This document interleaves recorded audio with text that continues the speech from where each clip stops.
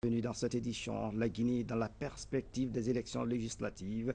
Le dialogue entre le pouvoir central et les acteurs politiques est en marche. La CENI multiplie les contacts avec les partenaires impliqués dans le processus électoral. Le président de la Commission électorale nationale indépendante s'est entretenu à cet effet avec l'état-major de la FOSEPEL. Les entretiens ont porté sur la sécurisation du processus électoral. Le point avec Seydouane Diallo.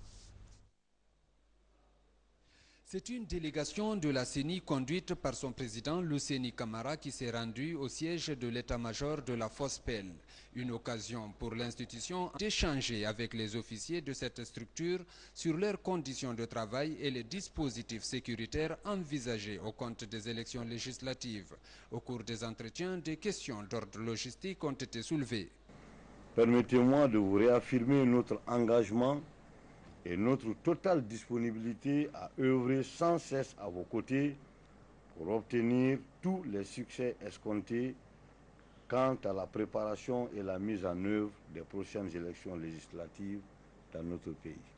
Face aux besoins exprimés par la force de sécurisation du processus électoral, la CENI rassure et promet de tout mettre en œuvre pour doter la FOSPEL des moyens nécessaires pour la réussite de sa mission. Qui parle de processus réussi pendant les présidentielles ne peut aucunement ignorer le rôle que vous avez joué. Donc c'est pour vous dire que nous sommes ensemble, que nous avons pris des dispositions pour que dès aujourd'hui, le commandement de la FOSEPEL soit opérationnel. Et l'État a mis des moyens à notre disposition pour cela, pour que ces élections se passent comme celles que nous avons organisées en 2010. Après des échanges entre ces deux structures, les membres de la CENI ont eu l'honneur de visiter les locaux de la FOSPEL sous la conduite du général Ibrahima Baldé, qui a déployé d'énormes moyens pour le réaménagement et l'équipement des locaux de la FOSPEL qui avait connu un incendie au cours de l'élection présidentielle.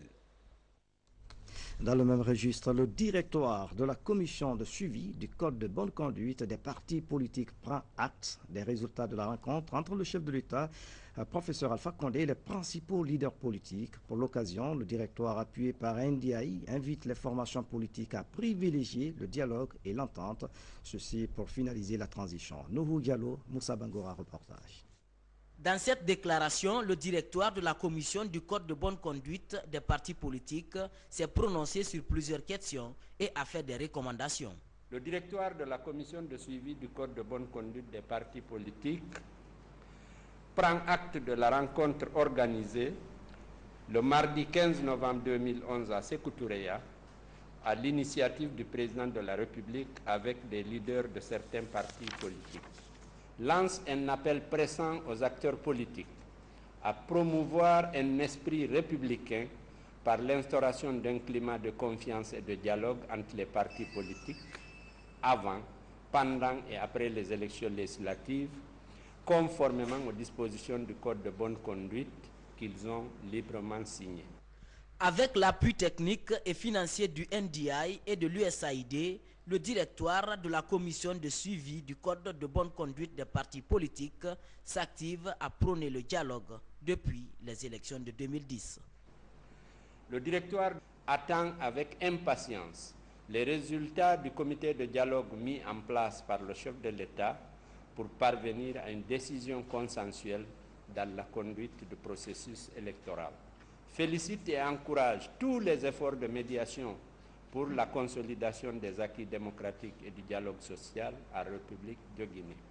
Reste convaincu qu'en cette période difficile que traverse notre pays, le dialogue et le consensus sont nécessaires, voire indispensables pour l'édification de notre jeune démocratie et de la nation guinéenne.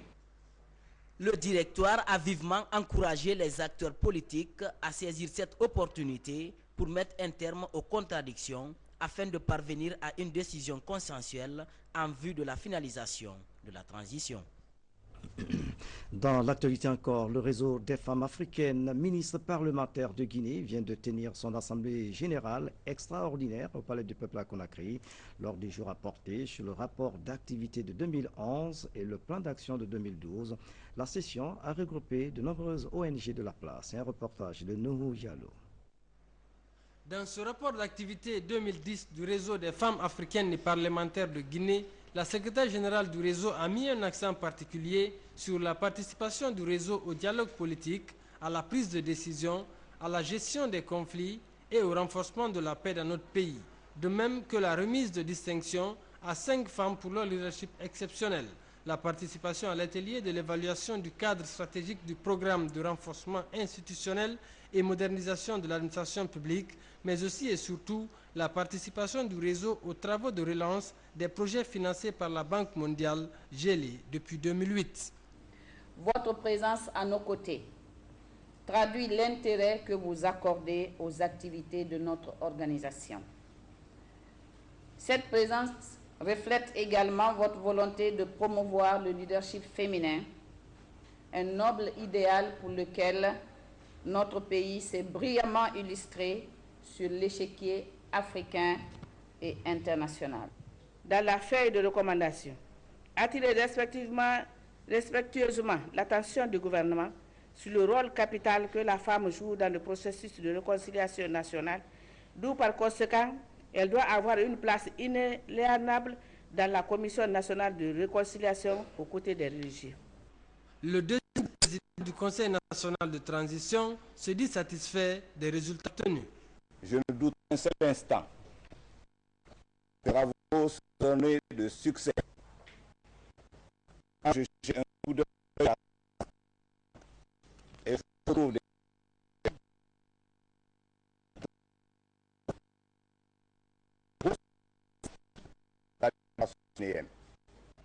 Au terme de cette assemblée générale, le REFAMG entend renforcer les capacités de ses membres afin de contribuer à la formation des formatrices dans les domaines du leadership, la démocratie et la consolidation de la paix.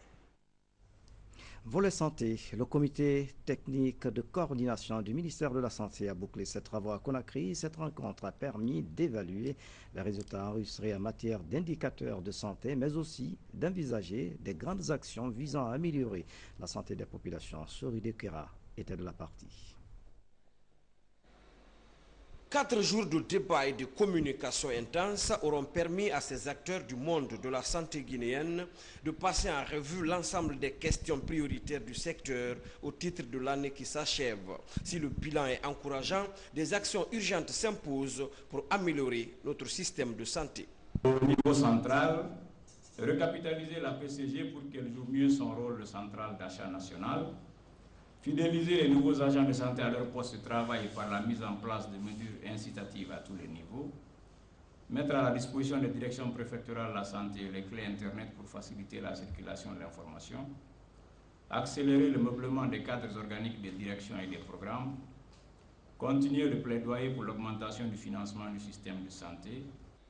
Face à tous ces défis, le ministère de la Santé et de l'Hygiène publique a nécessairement besoin de qualifier régulièrement son fonctionnement général. Ceci pour répondre aux exigences de la mondialisation, mais aussi du gouvernement du professeur Alpha Condé qui fait de la santé une de ses priorités. Je pense que vous n'êtes pas spécialiste de ce domaine. Vos recommandations iront dans le sens d'aplanir les 3 aspérités du système de santé de chez nous. Les 3 R, vous le connaissez mieux que moi. Retard dans le diagnostic, retard dans la prise en charge et retard dans la thérapeutique.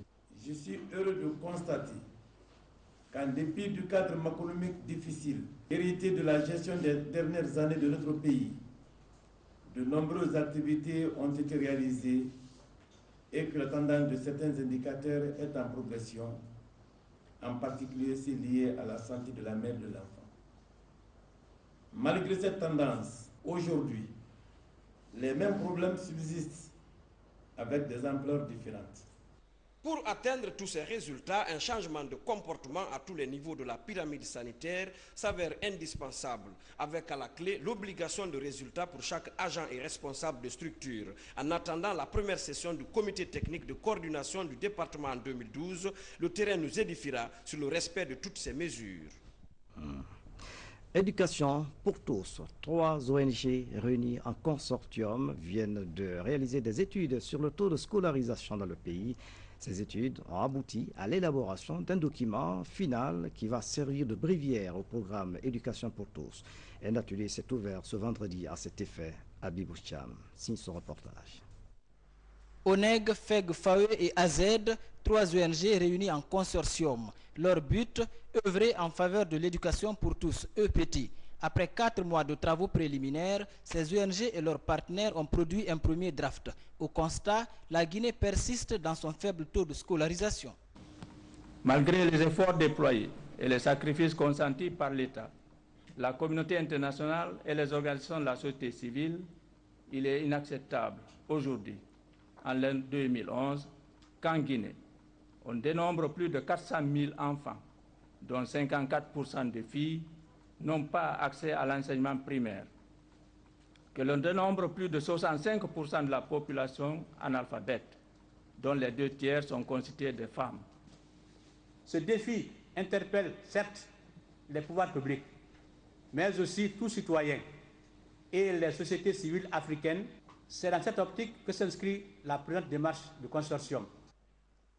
En vue de promouvoir l'éducation pour tous, l'État guinéen a mis en place un vaste programme d'éducation dénommé PEPT. Ce programme repose pour l'essentiel sur l'accès, la qualité et la gestion décentralisée. De son côté, le PROGEG, partenaire financier de premier ordre, entend accompagner le programme EPT qui s'étend à 2015 et s'inscrit dans les objectifs du millénaire pour le développement. Je vous le disais en titre, l'Arabie Saoudite offre 50 bourses d'études à la Guinée. Ce geste s'inscrit dans la trajectoire de la qualification de notre système éducatif. La remise de ces bourses a eu lieu au ministère de la Coopération. Haya Ramatoulaye Touré, reportage. Les semaines à venir, ces 50 boursiers se rendront en Arabie Saoudite pour des formations multisectorielles en vue d'une meilleure qualification des universitaires guinéens. Ce geste du Royaume d'Arabie Saoudite à la Guinée renforce l'axe de coopération entre les 2 pays. Ces bourses sont accordées suite à la dernière visite de votre Excellence au Royaume d'Arabie Saoudite.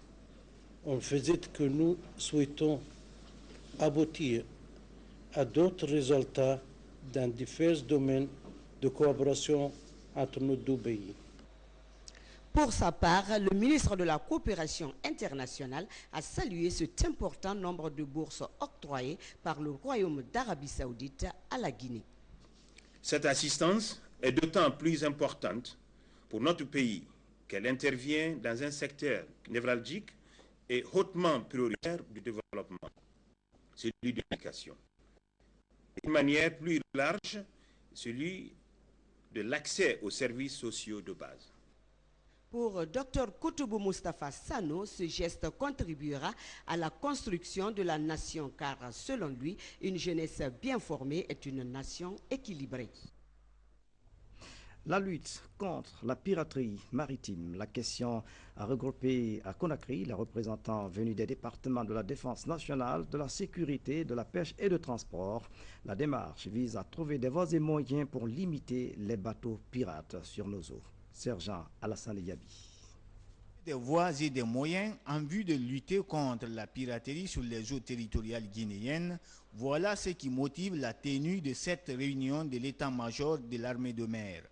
Une réunion dont les discussions ont essentiellement porté sur des questions de sécurité en mer. On va superposer provisoirement 2 conteneurs avec radar, avec VHF, pour pouvoir contrôler les bateaux qui rentrent et les bateaux qui seront en rade.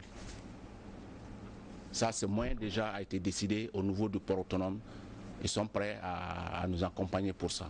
Le remorqueur est disponible et déjà certifié. Ça fait depuis la première réunion. Donc le remorqueur va servir de base vie aux 4 unités que la Marine nationale dispose actuellement. Il a été également question de la désignation d'une zone d'attente en mer afin de mieux